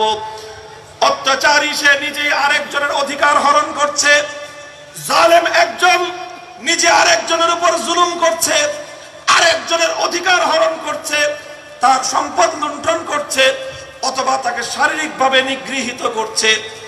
আমি যদি সেই জালেমকে সাহায্য করি, তার উপায় কি হবে? আমিও কি জালেমের সঙ্গে অংশগ্রহণ করে মুসলিমের কাঁধের উপর দুটো কিল বসিয়ে দিব? আমিও কি জালেমের সঙ্গে তার জুলুমে অংশগ্রহণ করে মানুষের সম্পদ হরণ করে নিব? আল্লাহর পয়গম্বর জবাব দিলেন, না না, নিজের ভাই জালেম হলে সাহায্য করবার উপায় এটা নয় তুমি জালেমের জুলুমে অংশগ্রহণ করো, বরং জালেমকে সাহায্য করবার উপায় হলো কুফা আলা ইয়াদাইহি, কুফা আলা ইয়াদাইহি। তোমার ভাই অত্যাচারী হয়ে, জালেম হয়ে যে হাত দিয়ে আরেকজনের অধিকার হরণ করে নিতে চায়, যে হাত দিয়ে আরেকজনকে সে প্রহার করতে চায়, যে হাত দিয়ে আরেকজনের শরীর থেকে সে রক্ত ঝরাতে চায়, তুমি যদি আমার সত্যিকার উম্মত হয়ে থাকো, উনসুর আখাকা জালিমান আয় কুফা আলা ইয়াদাইহি, তুমি সেই জালিমের কালো হাত ধরে বসো, তুমি তার হাত পাকড়ে ধরো, চিৎকার করে বলো, খবরদার, আল্লাহর পয়গম্বরের সৈনিক যেখানে বিদ্যমান সেখানে কোনো জুলুম চলতে পারে না, আমিও জুলুম করব না, আমার আশেপাশে কাউকে আমি জুলুম করতেও দেব না। কাজেই বাংলাদেশেও জুলুম সহ্য করা হবে না। আজকে আলেম সমাজের পক্ষ থেকে আমাদের তহিন ভাষায় বলতে চাই, আমরা জাতিকে বিভক্ত করতে চাই না। আজকে ঢাকা বিশ্ববিদ্যালয়ের ছাত্ররা বাংলাদেশের পক্ষে এবং বাংলাদেশের নাগরিকদের পক্ষে, বাংলাদেশ রাষ্ট্র এবং জাতির পক্ষে তারা অবস্থান গ্রহণ করবার অপরাধে আজকে তাদের উপর যেভাবে অত্যাচার চালানো হয়েছে, আজকে তাদেরকে যেভাবে নিগৃহীত করা হয়েছে, এটার যদি এই উম্মত প্রতিবাদ না করে, এই জুলুমের যদি আমরা প্রতিবাদ না করি, তাহলে এমন একদিন আমাদের জন্য অপেক্ষা করতেছে যেদিন জুলুমের স্টিম রোলার আমাদের উপর পরিচালিত হবে, কিন্তু আমাদের পক্ষে দাঁড়াবার কেউ খুঁজে পাওয়া যাবে না। মুহতারাম হাজিরিন, কাজী এনআরসির বিরুদ্ধে উম্মতে মুসলিমাকে ঐক্যবদ্ধ করতে হবে। বাংলাদেশের সমস্ত মুসলমানদেরকে এ ব্যাপারে সোচ্চার ভূমিকা পালন করতে হবে। সিএবির নামে বাংলাদেশকে সাম্প্রদায়িক রাষ্ট্র হিসেবে আখ্যায়িত করবার, মুসলিম জাতিকে একটি অন্যায়কারী, সাম্প্রদায়িক, অত্যাচারী জাতি হিসেবে আখ্যায়িত করবার যে পায়তারা মোদী সরকার করেছে, এর যথাযথ জবাব যদি আমরা না দেই, এর যথোপযুক্ত প্রতি উত্তর দিতে যদি আমরা ব্যর্থ হই, ইতিহাসের কাছে আমাদের কোশ্চেন কালেও এ দায় থেকে মুক্তির কোনো ব্যবস্থা হবে না। এটা হলো একটা বিষয়। কাজেই ওলামায়ে উম্মত এ ব্যাপারে আমাদের সোচ্চার হওয়া দরকার। 2 নম্বর কথা হলো, আরেকটি অন্যায়ের বিরুদ্ধাচরণ করতে চাই। মুহতারাম হাজিরিন, আমি আগেও শুরুতেই বলেছি, কুনতুম খায়রা উম্মাতিন উখরিজাত লিন-নাস তা'মুরুনা বিল মা'রুফ ওয়া তানহাউনা আনিল মুনকার ওয়া তু'মিনুনা বিল্লাহ। সৎ কাজের আদেশ দিতে হবে, অন্যায় কাজ হতে দেখলে প্রতিরোধ করতে হবে। ন্যায় আর অন্যায়ের মানদণ্ড হবে ঈমান বিল্লাহ। শরীয়তের নিকট যেটা ন্যায় সেটাই ন্যায়, ইসলামে শরীয়তের নিকট যেটা অন্যায়, মুসলমানের কাছে সেটাই অন্যায় বলে গন্তব্য হবে, গ্রহণযোগ্য হবে। কথা ঠিক কিনা? আজকে বাংলাদেশে সুগভীর একটা ষড়যন্ত্র চলছে, মুসলিম জাতিকে অধপতিত জাতিতে পরিণত করবার জন্য সুদূর প্রসারী চক্রান্ত। আর সেই চক্রান্তের মূল টার্গেট আর মূল লক্ষ্য হলো মুসলমানদের ভবিষ্যৎ প্রজন্মকে ধ্বংস করা। মুসলমানদের আগামী প্রজন্মকে ধ্বংস করা, বিশেষ করে মুসলমানদের ঘরে ঘরে অবৈধ সন্তান জন্ম দেওয়ার, হারামজাদা পয়দা করার, বাস্টার্ড জাতি সৃষ্টি করবার এক সুগভীর ষড়যন্ত্র নিয়ে বাংলাদেশে ইসলাম বিরোধী, বিশেষ করে এনজিও চক্র, খ্রিস্টান মিশনারি চক্র, তারা সুদূর প্রসারী চক্রান্ত নিয়ে এদেশ থেকে ইসলাম এবং মুসলমানদের জাতিকে নিশ্চিহ্ন করবার পায়তারা নিয়ে মাঠে নেমেছে। মুহতারাম হাজিরিন, দুটি আইনের কথা আমি বলি, দুটি পদক্ষেপের কথা। বাংলাদেশে একটি আইন রয়েছে, সেটি হলো নারী এবং পুরুষের বিবাহ বন্ধন। বিবাহ বন্ধন যখন হয়ে যায়, সেই বিবাহ বন্ধন ভেঙে দেওয়ার জন্য, সেই বিবাহ বন্ধন থেকে বিচ্ছেদ হওয়ার জন্য তলাকের একটা বিধান রয়েছে। কিন্তু বিভিন্ন এনজিওদের চক্রান্তে সেই তালাকের বিধানকে এমন রূপে রূপায়িত করা হয়েছে, আজকে বাংলাদেশে হাজার হাজার দম্পতির মধ্যে সম্পর্ক ছেদ হয়ে গিয়েছে, সম্পর্ক ছেদ হচ্ছে, অথচ এই আইনের দোহাই দিয়ে সেই সকল দম্পতিগুলো একই ঘরে বছরের পর বছর বসবাস করছে। প্রতি রাতে স্বামী স্ত্রী রূপে তারা একে অপরের সঙ্গে দৈহিক সম্পর্ক করছে, অথচ ইসলামের দৃষ্টিভঙ্গি দেখলে দেখা যাবে সেগুলো তাদের অবৈধ মেলামেশা হচ্ছে, জেনাকারী হচ্ছে এবং ঘরে ঘরে অবৈধ সন্তান হারামজাদা জন্ম নিচ্ছে। বলবেন কিভাবে? আইনের কথা আমরা সকলেই জানি। ইসলাম স্পষ্ট বলে দিয়েছে, ফাইন তাল্লাকাহা ফালা তাহিল্লু লাহু মিন বাদু হাত্তা তানকিহা যাওজান গায়রা। আল্লাহর শরীয়তের হুকুম, কোরআনের হুকুম হলো আত-তালাকু মাররাতান, একে একে 3টি তালাক প্রদান করবার অধিকার একজন স্বামীর থাকে। যদি স্বামী তার রক্ষিত এই অধিকারের 3টি তালাক যে কোনো ভাবে তার স্ত্রীর উপর প্রয়োগ করে, তখন তার সেই স্ত্রী আর কোনো কশ্চিনকালেও কোনোভাবেই ওই স্বামীর জন্য আর বৈধ থাকে না, বরং সেই স্ত্রী এই স্বামীর থেকে চূড়ান্তভাবে বিচ্ছেদ হয়ে যায়। কোরআনের বিধান, ইসলামের বিধান, অথচ এমন একটি আইন তৈরি করা হয়েছে যে আইনের মাধ্যমে বিচ্ছেদ হয়ে যাওয়ার পরেও এটাকে তালাক হিসেবে রাষ্ট্রীয়ভাবে কার্যকর না করে সেই নারী এবং পুরুষকে একই সঙ্গে থাকবার একটা সামাজিক গোজামিনের ব্যবস্থা করে সেখানে জেনা এবং ব্যভিচারের দুয়ার উন্মুক্ত করে দেওয়া হয়েছে। আইন রাখা হয়েছে যে একসঙ্গে যদি স্বামী তালাক প্রদান করে, তাহলে যতক্ষণ পর্যন্ত স্থানীয় সিটি কর্পোরেশন থেকে, চেয়ারম্যান থেকে অনুমোদন না নিবে, ততক্ষণ পর্যন্ত তার তালাক কার্যকর হবে না। এই ধরনের একটা আইন করে হাজার হাজার নারীদেরকে পুরুষের হাতে অবৈধভাবে ব্যভিচারের শিকার করবার রাস্তা খুলে দেওয়া হয়েছে। অথচ আইন করার দরকার ছিল এমন যে কোনো পুরুষ যদি অন্যায়ভাবে তার স্ত্রীকে তালাক প্রদান করে, তাহলে সেই পুরুষকে জবাবদিহিতার কাঠগড়ায় দাঁড় করানো উচিত ছিল। অথচ সেই পুরুষকে জবাবদিহিতার কাঠগড়ায় দাঁড় না করিয়ে এমন একটা উল্টো আইন করা হয়েছে যেটাকে বলে উদরপিণ্ডি ভুদর গানে চাপিয়ে দেওয়া হয়। অনেকটা এমন ওলামায়ে কেরাম দৃষ্টান্ত দিয়ে থাকেন, যদি কেউ এমন আইন করে, বাংলাদেশ নয় সারা দুনিয়ার ক্রিমিনাল অ্যাক্ট অনুযায়ী আইন হলো, কেউ যদি কাউকে গুলি করে হত্যা করে, তাহলে গুলি করা যে গুলিকারী ব্যক্তি সে হত্যাকারী হিসেবে সর্ব আদালতে চিহ্নিত হবে এবং বাংলাদেশের প্রচলিত আইন অনুযায়ী সে কেন গুলি করে মানুষ খুন করলো এই জন্য তাকে মৃত্যুদণ্ড প্রদান করা হবে। কথা ঠিক না বেঠিক? বাংলাদেশের আইন হলো কাউকে গুলি করে হত্যা করা যাবে না। গুলি করে হত্যা করলে হত্যাকারীর বিচার হবে দৃষ্টান্তমূলক। যদি আইনটা এমন না হয়ে এমন আইন তৈরি করা হতো, যদি কেউ কাউকে গুলি করে তাহলে গুলি করলে নিহত ব্যক্তি মরতে পারবে না।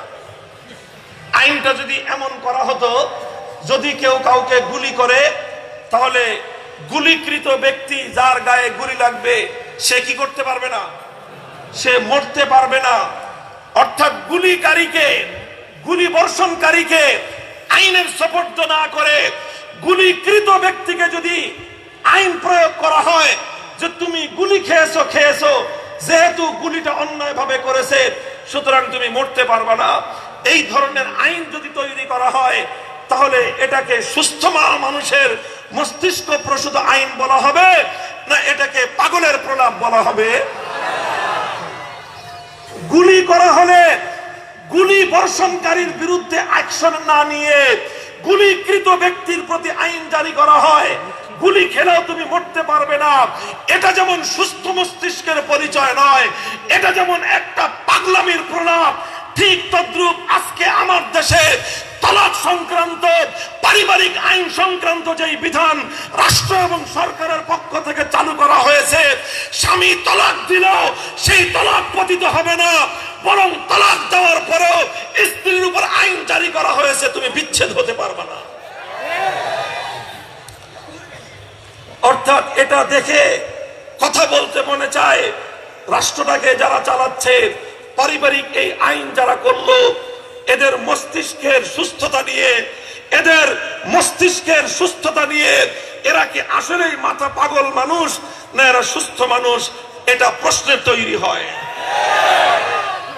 তবে হ্যাঁ, এদেরকে বলা যায় জাতে মাতাল তালে ঠিক, জাতে মাতাল তালে ঠিক।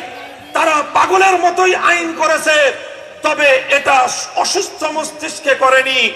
আইনটা পাগলের মতো করে থাকলেও এরা ঠান্ডা মাথায় ষড়যন্ত্রমূলক ভাবে কোন ইসলাম বিদ্বেষীর দ্বারা প্ররোচিত হয়ে জাতিকে ধ্বংস করবার নীল নকশা হিসেবে আইন পাশ করেছে।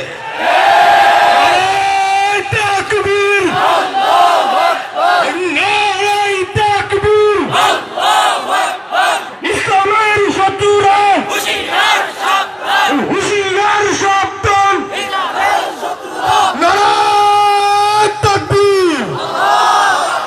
এটা কেন করা হয়েছে? ইসলামের দুশমনরা খবর পেয়ে গেছে, তারা কোরআন সুন্নাহগুলোকে ভালোভাবে গবেষণা করে তারা জেনেছে মুসলমানদের পতন ঘটবে ঠিক, কিন্তু পতনের চূড়ান্ত সীমায় যখন পৌঁছে যাবে তখন আবার উম্মতে মুসলিমার নতুন জাগরণ ঘটবে। সেই উম্মতে মুসলিমার সম্ভাব্য নবজাগরণকে ঠেকিয়ে দেওয়ার পায়তারা করতে চায় তারা। আর এজন্য ইতিহাস থেকে এই ঘৃণ্য চক্রান্ত, ইতিহাস থেকে তারা আমদানি করে মুসলিম জাতির উপর সেই চক্রান্ত বাস্তবায়ন করছে। আমরা জানি বালাম ইবনে বাউরা নামক এক কুখ্যাত ব্যক্তি আল্লাহর নবী মুসা আলাইহিস সালামের বিরুদ্ধে ষড়যন্ত্র করেছিল। আল্লাহর নবীর বিরুদ্ধে মুসা আলাইহিস সালামের সঙ্গে এক কওমের যখন যুদ্ধ বাঁধার উপক্রম হলো, সেই কওম গিয়ে বালাম ইবনে বাউরাকে ধরলো যে তুমি তো আল্লাহর কাছে দোয়া করলে দোয়া কবুল হয়, মুসা নবীর বিরুদ্ধে দোয়া করো। বালাম ইবনে বাউরা বলেছিল না, তিনি আল্লাহর নবী, তার বিরুদ্ধে দোয়া করলে দোয়া কবুল হবে না। যেভাবেই হোক তার জাতি তাকে সুদ ঘুষ খাওয়ায় শেষ পর্যন্ত তাকে রাজি করালো নবীর বিরুদ্ধাচরণ করতে। যখন সে নবীর বিরুদ্ধে বদদোয়া করতে গেল, আল্লাহর পক্ষ থেকে তার বিলায়াত কেটে গেল, তার জিহ্বাটা ঝুলে গেল, আল্লাহর পক্ষ থেকে কঠিন আযাবের মধ্যে লিপ্ত হলো। খোদার পক্ষ থেকে গজবে লিপ্ত হওয়ার পর ইবলিস যেমন আদম আলাইহিস সালামের বিরুদ্ধে ষড়যন্ত্র করতে গিয়ে আল্লাহর গজবে পতিত হয়ে ধোঁকাবাজির রাস্তা অবলম্বন করেছিল, বালাম ইবনে বাউরা আল্লাহর গজবে পতিত হওয়ার পর সে কওমকে নির্দেশ দিয়েছিল, যদি মুসলমানদেরকে, নবীর সৈনিকদেরকে যদি পরাজিত করতে চাও উপায় একটাই আছে। কি উপায়? বলছে নবীর সৈনিকদের মধ্যে জিনা ব্যভিচারকে তোমরা ব্যাপক করে দাও। জিনা ব্যভিচারকে ব্যাপক করে দিলে সে জাতির উপর খোদার রহমত থাকবে না, তাহলেই কেবলমাত্র তোমরা নবী মুসার সৈনিকদেরকে পরাজিত করতে পারবা। তারা জিজ্ঞাসা করেছিল কিভাবে জিনা ব্যভিচার ব্যাপক করে দিব তাদের মধ্যে। বলছে ওই সৈনিকরা যখন আসবে তোমরা তোমাদের রমণীদেরকে, যুবতী মেয়েদেরকে সুন্দর করে সাজিয়ে গুছিয়ে হাজার হাজার নারীদেরকে শত্রু সেনার মধ্যে পাঠিয়ে দিবা, আর তাদেরকে বলে দিবা যদি মুসা নবীর কোন সৈনিক তোমাদের কোন সুন্দরী নারীর দিকে তাকায় অথবা তাকে কুপ্রস্তাব দেয়, সঙ্গে সঙ্গে যেন সে সম্মত হয়ে যায় এবং ব্যভিচারে লিপ্ত হয়। নবী মুসা আলাইহিস সালামের সৈনিকদের মধ্যে এক দুইজন এই ব্যভিচারের প্রতি আসক্ত হয়ে সুন্দরী নারীর সৌন্দর্যের খপ্পরে পড়ে কুপ্রস্তাব দিয়ে তাদের সঙ্গে যখনই ব্যভিচারে লিপ্ত হয়েছিল, আল্লাহর পক্ষ থেকে গজব নাজিল হয়ে মুসা আলাইহিস সালাতু ওয়াস সালামের সৈনিকদের মধ্যে কোন কোন তাফসীরের কিতাবের ভাষ্য মতে ৭০,০০০ সৈনিক একদিনে ধ্বংস হয়ে গিয়েছিল। মুহতারাম হাজিরিন, ঐতিহাসিকভাবে ইহুদিদের কাছ থেকে এই বুদ্ধি আসছে, যদি মুসলিম জাতিকে ধ্বংস করতে চাও তাহলে মুসলমানদের মধ্যে যে কোনো উপায়ে জিনা এবং ব্যভিচারের দুয়ার উন্মুক্ত করে দাও। যেই মুসলিম জাতির মধ্যে চরিত্রে ধস নামবে, যেই মুসলিম সম্প্রদায়ের মধ্যে জিনা এবং ব্যভিচার ব্যাপকতার রূপ লাভ করবে, সে মুসলিম জাতি কশ্চিনকালে মাথা উঁচু করে দাঁড়াতে পারবে না। তাই আজ তাদের কাছ থেকে কুবুদ্ধি নিয়ে, কুপরামর্শ নিয়ে ষড়যন্ত্রমূলক ভাবে ঘরে ঘরে স্বামী এবং স্ত্রীর রূপে অবৈধ নারী আর পুরুষের মেলামেশাকে ব্যাপকতার রূপ দান করবার জন্য পারিবারিক আইনের মাধ্যমে এমন একটা ব্যবস্থা তৈরি করা হয়েছে, হাজার হাজার পুরুষরা ৩ তালাক, ৪ তালাক, ৬ তালাক, ১৪ তালাক দেওয়ার পরেও শুধু বলতেছে যেহেতু চেয়ারম্যান অথবা মেয়রের পারমিশন নেওয়া হয় নাই, সুতরাং গুলি করলেও মানুষ মরতে পারবে না। এই হাস্যকর আইনের মাধ্যমে হাজার হাজার ঘরে ব্যভিচারের দুয়ার উন্মুক্ত করে দেওয়া হয়েছে। যে সমস্ত নারী পুরুষের মধ্যে শরীয়তের ফয়সালা অনুযায়ী, কোরআনের ফয়সালা অনুযায়ী বিবাহ বিচ্ছেদ হয়ে গেছে, রাষ্ট্রীয় আইন অনুযায়ী যদি সেটাকে বিবাহ অটুট রাখা হয়, রাষ্ট্রীয় আইন আল্লাহর কোরআনকে নিয়ন্ত্রণ করতে পারে? মানুষের প্রবর্তিত কোন আইন আল্লাহর কোরআনের আইনকে পরিবর্তন করতে পারে? রাষ্ট্রের প্রবর্তিত আইন সৃষ্টিকর্তা আল্লাহর কোন বিধানকে পরিবর্তন করবার কোন ইখতিয়ার রাখে? যদি না রেখে থাকে, আজ এইভাবে এই আইনের মাধ্যমে গোটা মুসলিম সমাজের মধ্যে হাজার হাজার ব্যভিচার এবং হাজার হাজার অবৈধ সন্তান তৈরি করবার রাস্তা খুলে দিয়েছে। কিছু মুসলমান এখনো অবশিষ্ট আছে যারা রাষ্ট্রীয় আইনের চেয়েও শরীয়তের বিধানকে, কোরআনের ফয়সালাকে, উলামায়ে কেরামের ফতোয়াকে এখনো বেশি অগ্রগণ্য করে। যাদের দিলের মধ্যে আল্লাহর ভয় আছে, যাদের অন্তরের মধ্যে আখিরাতের ভয় আছে, তারা এই ধোঁকায় পড়ে না, বরং তারা বুদ্ধিমানের মতো কোরআনের ফয়সালা নিয়ে, উলামায়ে কেরামের ফতোয়া নিয়ে তারা তাদের দাম্পত্য জীবন পরিচালনা করে এবং তারাই নিরাপদে থাকে। এই ষড়যন্ত্র চালানোর পর নতুন আরেক ষড়যন্ত্র আমাদের দেশে উদ্ভাবিত হয়েছে। গত ১ ডিসেম্বর ঢাকার শহরের মাতুয়াইল শিশু ও মাতৃসেবা ইনস্টিটিউটের মধ্যে একটা নতুন কার্যক্রম শুরু করা হয়েছে। বিভিন্ন দেশ থেকে আমদানি করা হয়েছে। কার্যক্রমের কথা আজকের প্রস্তাবনার মধ্যে এসেছে, সেটি হলো হিউম্যান মিল্ক ব্যাংক, অর্থাৎ মানুষের দুধ সংরক্ষণ করার একটা ব্যবস্থা। আল্লাহ পাক রব্বুল আলামিন যে নারীর গর্ভে কোনো সন্তান দান করেন, সেই সন্তানের তার লালন পালনের ব্যবস্থা হিসেবে, সেই সন্তানের খাদ্য হিসেবে আল্লাহর কুদরতি ইন্তজামের মাধ্যমে মায়ের বুকের মধ্যে দুধ আসে। মায়ের বুকের দুধ তার সন্তান পান করবে, এটা সন্তানের অধিকার এবং সন্তান সুস্থ সবল হওয়ার জন্য আল্লাহর কুদরতের তৈরি মায়ের বুকের দুধের কোনো বিকল্প আজও পর্যন্ত তৈরি হয় নাই। কথাগুলো ঠিক আছে, কিন্তু এই সুন্দর কথাটাকে সুন্দর স্লোগানের মাধ্যমেই তারা ব্যবহার করেছে একটি মানবিক উদ্যোগ হিসেবে। যাদের কাছে আল্লাহর কোরআন, ইসলামী শরীয়তের জ্ঞান গভীরভাবে নেই, তারা তো বিষয়টিকে বাহবা দিচ্ছে এবং উৎসাহিত করছে।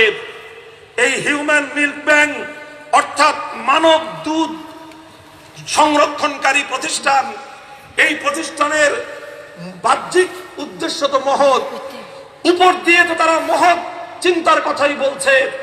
অনেক মা আছে জন্মের পরেই তাদের সন্তান মারা যায়, অথবা মাতৃগর্ভ থেকেই মৃত সন্তান ভূমিষ্ঠ হয়।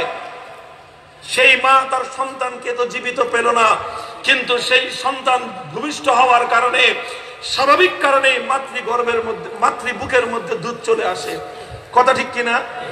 এখন প্রশ্ন হলো, এই মায়ের স্তনে যে দুধ চলে আসলো, তার এই দুধগুলো কি করবে? কারণ এই দুধ তার স্তনে থাকবার কারণে এটা মাতৃ স্বাস্থ্যের জন্য ক্ষতির কারণ হয়, মায়ের অস্বস্তির কারণ হয়। এজন্য এই দুধটাকে এটাকে অপসারণ করতে হয়, দুধ বের করে ফেলে দিতে হয়। এরকম হলো একটা সিচুয়েশন। আরেকটা সিচুয়েশন হলো, অনেক মায়ের গর্ভে সন্তান জন্ম নেয়, কিন্তু সন্তান যেই পরিমাণ দুধ পান করে কুদরতি ভাবে কোন কোন মায়ের স্তনে তার চেয়ে অতিমাত্রায় দুধ চলে আসে। অতিমাত্রায় দুধ চলে আসবার কারণে সন্তানকে দুধ দান করার পরেও তার দুধ অতিরিক্ত হওয়ার কারণে সেই দুধটাকেও এটাকে নষ্ট করে দিতে হয়। এটা হলো একদিকের ঘটনা। অপর দিকের ঘটনা হলো, অনেক সন্তান ভূমিষ্ঠ হওয়ার সময় মা মারা যায় কিন্তু সন্তান থেকে যায়। কথা ঠিক কিনা?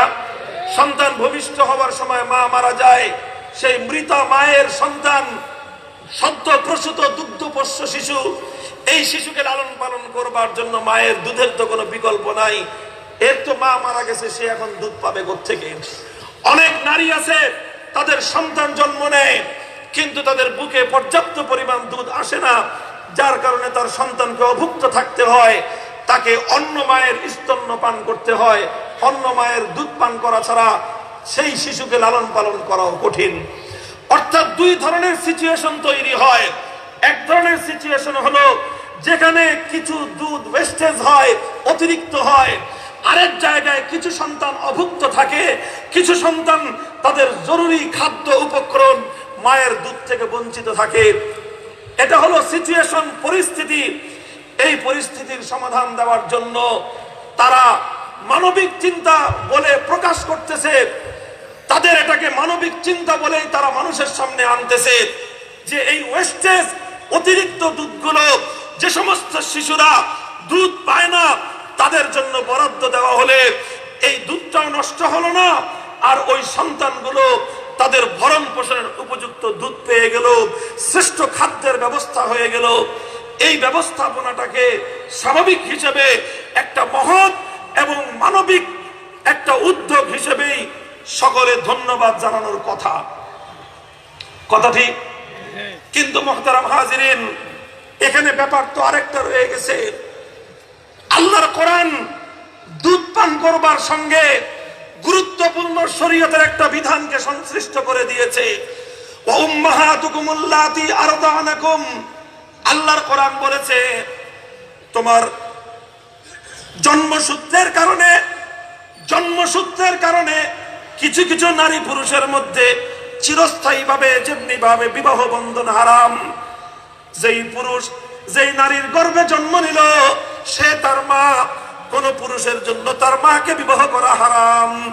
কোন পুরুষের পক্ষে তার মায়ের মা নানীকে বিবাহ করা হারাম, তার বাবার মা দাদিকে বিবাহ করা হারাম। এমনি ভাবে যেই গর্ভে সে জন্মগ্রহণ করলো, ওই গর্ভে জন্মগ্রহণকারী অন্য মেয়ে, তারা ভাই বোনের সম্পর্ক, এই ভাই বোন সম্পর্কের মাধ্যমেও পরস্পর তাদেরকে বিবাহ করা হারাম। কথা ঠিক না বেঠিক? কোরআন বলতেছে যেমনি ভাবে যেই মায়ের গর্ভে তুমি জন্ম নিলা সেই মাকে বিবাহ করা যেমন তোমার হারাম, তুমি দুগ্ধ পান করার বয়স থাকা অবস্থায় 2 বছর মেয়াদকালীন সময়ে, যেটাকে দুধ পান করার মেয়াদ বলা হয়, দুধ পান করার মেয়াদের মধ্যে কোন শিশু যদি তার নিজের গর্ভধারিণী মা ব্যতী রেখে অন্য কোন মায়ের দুধ পান করে তাহলে সেই মহিলাও তার মা হয়ে যায়, গর্ভধারিণী মা না হলেও দুধদানকারিণী মা হয়ে যায়। যেমন আমাদের নবী মুহাম্মদ আরবি সাল্লাল্লাহু আলাইহি ওয়াসাল্লাম, তাকে গর্ভধারণ করেছিলেন মা আমেনা, তিনি গর্ভধারিণী মা, কিন্তু আমাদের নবী ছোট্টকালে শিশুকালে দুগ্ধপান করেছিলেন হালিমাতুস সাদিয়ার, এই জন্য হালিমা সাদিয়া ওনার দুধ মাতা। আবু লাহাবের বান্দি ছিল সুয়াইবা, তার আরো দুধ পান করেছিলেন আল্লাহর নবী, এজন্য সুয়াইবা আল্লাহর নবীর দুধ মাতা ছিলেন। আবার সুয়াইবার দুধ পান করেছিলেন আল্লাহর নবীর চাচা হযরতে হামজা রাদিয়াল্লাহু তাআলা আনহু, এজন্য সুয়াইবা হযরতে হামজারও দুধ মাতা। আল্লাহর নবী এবং নবীজির চাচা তারা দুজন এক মহিলার দুধ পান করবার কারণে তাদের দুজনের মধ্যে দুধ ভাইয়ের সম্পর্ক স্থাপিত হয়েছিল। হামজা রাদিয়াল্লাহু আনহু নবীর দুধ ভাই, নবীজি হযরতে হামজার দুধ ভাই ছিলেন।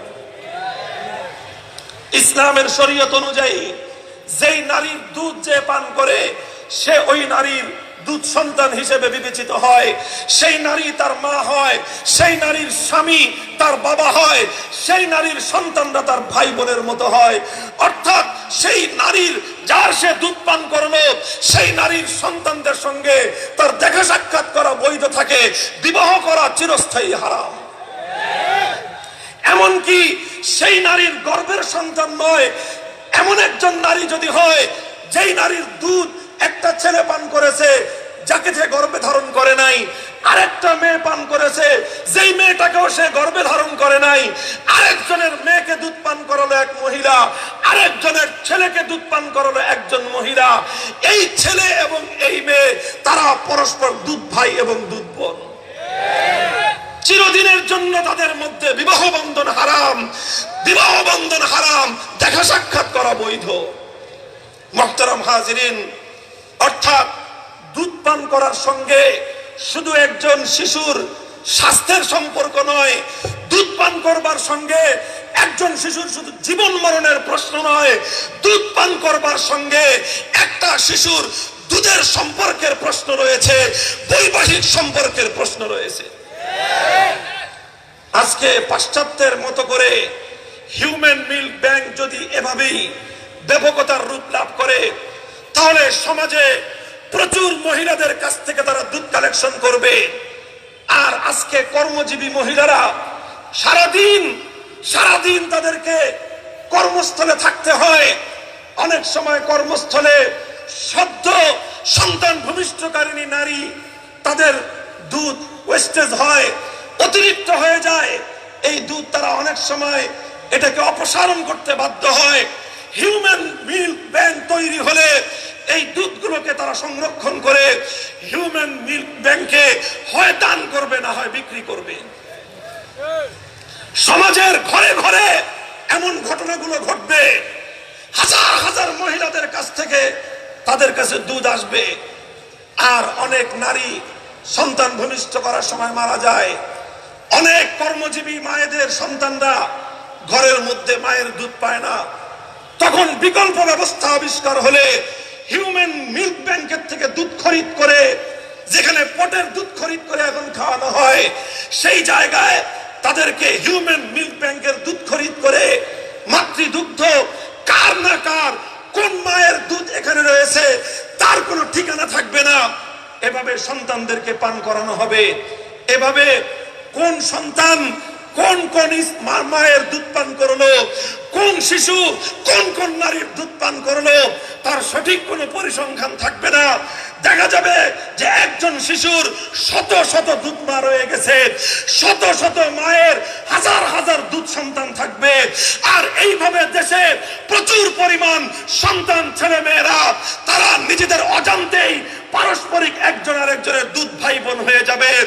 আর যখন বিবাহের বয়স হবে তখন এই ধরনের ছেলে মেয়ের মধ্যে বিবাহ বন্ধন হলে তারা যতদিন বিবাহ বন্ধনে থাকবে ততদিন তাদের বিবাহ বন্ধন ভাই বোনের বিবাহ হবে। ভাই বোনের বিবাহ কোরআনের ফয়সালা অনুযায়ী স্পষ্ট হারাম। প্রতিবারের তাদের দৈহিক মিলন ব্যভিচার হবে। প্রতিটি জন্মগ্রহণকারী সন্তান হারামজাদা হবে। নারায়ে তাকবীর, আল্লাহু আকবার, নারায়ে তাকবীর, আল্লাহু আকবার। ইহুদিদের দালালেরা হুঁশিয়ার সাবধান, হুঁশিয়ার সাবধান, নারায়ে তাকবীর, আল্লাহু আকবার। আজকে যদি হিউম্যান মিল্ক ব্যাংক এটা যদি ব্যাপকতা লাভ করে, আগামী কিছুদিন পর যেটা পাশ্চাত্যে আরো আগে আবিষ্কৃত হয়ে গেছে সেটাও মুসলমানদের বাংলাদেশে সেটাকে আমদানি করবার পায়তারা করা হবে। আজকে দুধের ব্যাংক করছে, কয়দিন পরে ওরা বীর্যের ব্যাংক তৈরি করবে। কারণ সেটাও একটা মানবিক কারণ হয়ে দাঁড়াবে। মানবিক কারণ হলো সামাজিক ভাবে অনেক পুরুষ এমন আছে আল্লাহ পাক রব্বুল আলামিন কুদরতের মাধ্যমে যেই সমস্ত পুরুষদেরকে সন্তান দান করবার, সন্তান ভূমিষ্ঠ করবার ক্ষমতা দান করেন না। এজন্য অনেক পুরুষ চিরদিনের জন্যই তারা নিঃসন্তান থেকে যায়। কথা ঠিক না বেঠিক? নিঃসন্তান থাকাটা একটা দম্পতির জন্য কতটা কষ্টের। সন্তানকে দুধ পান করানোর চেয়েও, সন্তানের দুধের অভাবের চেয়েও সন্তানের অভাবটা দম্পতিদের কাছে আরো তীব্র এবং মারাত্মক। কথা ঠিক না বেঠিক? আজকে যেই মানবতার দোহাই দিয়ে হিউম্যান মিল্ক ব্যাংক তৈরি হচ্ছে, আগামী দিনে সেই মানবতার চেয়ে আরো বড় মানবতার দোহাই দিয়ে নিঃসন্তান দম্পতিদেরকে সন্তান দেওয়ার লোভ দেখিয়ে পুরুষের বীর্যের ব্যাংক তৈরি করা হবে। আর বলা হবে যেমন নাকি বিভিন্ন ষাঁড় গরু, বিভিন্ন আপনার পাঠা ছাগল, এই পাঠা ছাগল ষাঁড় গরুর তাদের বীর্যগুলোকে কালেকশন করে ব্যাংকের মধ্যে সংরক্ষণ করা হয়।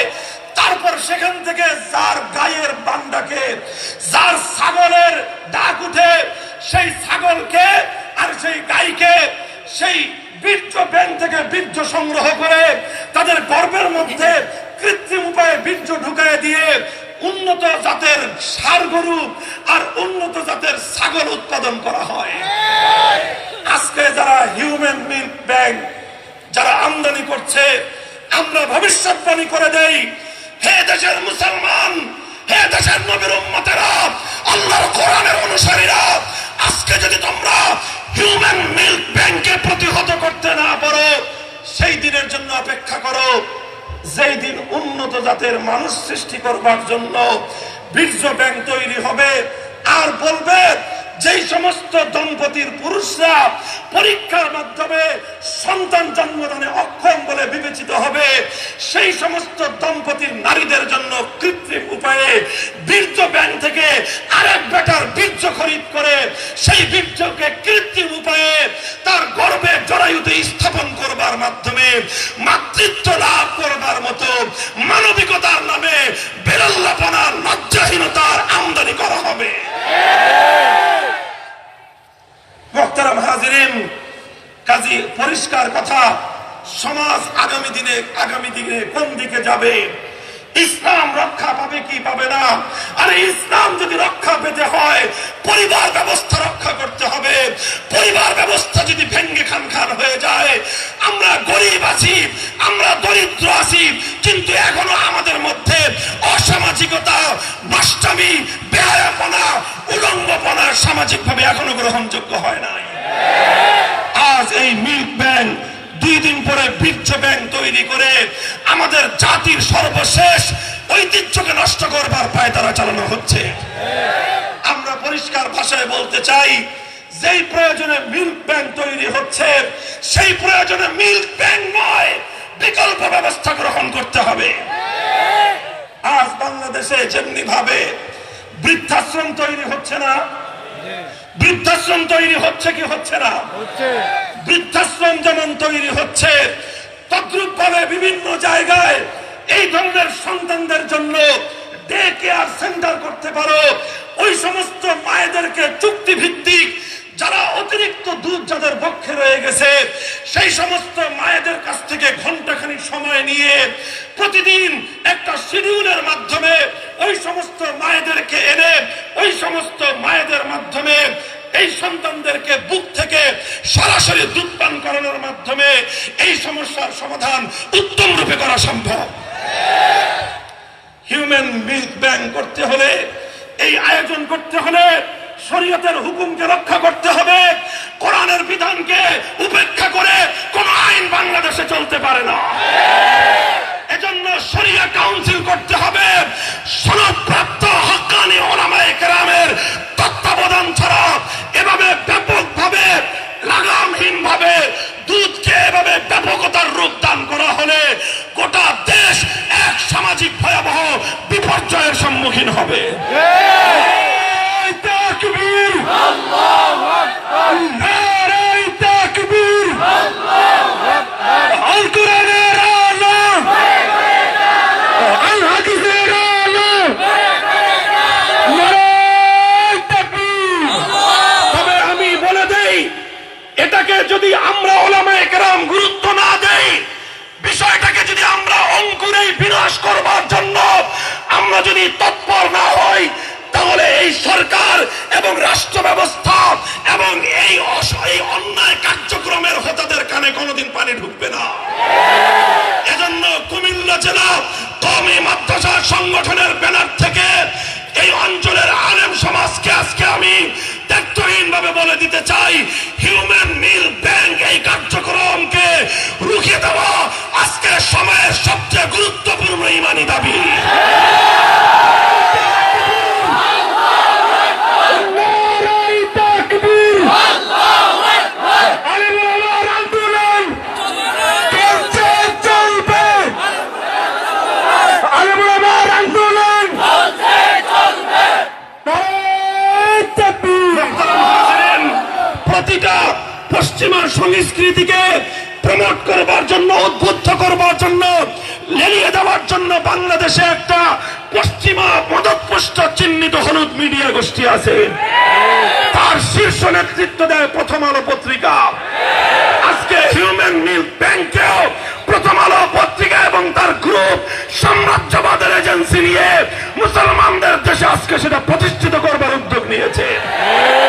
আমি দায়িত্বহীন ভাষায় বলতে চাই, ইনশাআল্লাহ সুম্মা ইনশাআল্লাহ গোটা দেশ আজকে জেগে উঠতে হবে, গোটা আলেম সমাজকে এই বিষয়টা গুরুত্ব দিতে হবে। প্রয়োজনে হিউম্যান মিল ব্যাংকের এই অবৈধ কার্যক্রম, এই ভয়াবহ বিপজ্জনক কার্যক্রমকে প্রতিহত করবার জন্য আলেম সমাজের ডেলিগেট প্রধানমন্ত্রীর সঙ্গে দেখা করতে হবে। যদি প্রধানমন্ত্রী স্বাভাবিকভাবে আলেমদের কথায় গুরুত্ব না দেন, উলামায়ে কেরামকে গোটা দেশের তাওহীদি জনতাকে সঙ্গে নিয়ে ইসলাম এবং মুসলিম জাতিকে ধ্বংস করবার ষড়যন্ত্রের বিরুদ্ধে দুর্বল আন্দোলন গড়ে তুলতে হবে।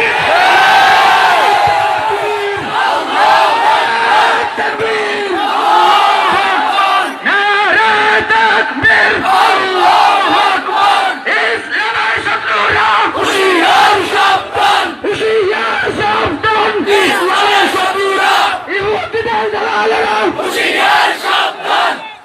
যদি হিউম্যান মিল ব্যাংক নামক সুদূর প্রসারী চক্রান্তের বিরুদ্ধে ঢাকায় কোনো বড় ধরনের কর্মসূচি আহ্বান করা হয়, যদি কোনো ধরনের ঘেরাও ধরনের কোন কর্মসূচির আহ্বান যদি করা হয়, আল্লাহর দ্বীনকে হেফাজতের জন্য, ইসলামী সভ্যতাকে রক্ষা করবার জন্য, শরীয়তের বিধানকে রক্ষা করবার জন্য, সেই কর্মসূচি সফল করবার জন্য যে অবস্থায় যে আছো সেটাই অংশগ্রহণ করতে কারা কারা প্রস্তুত থাকবে?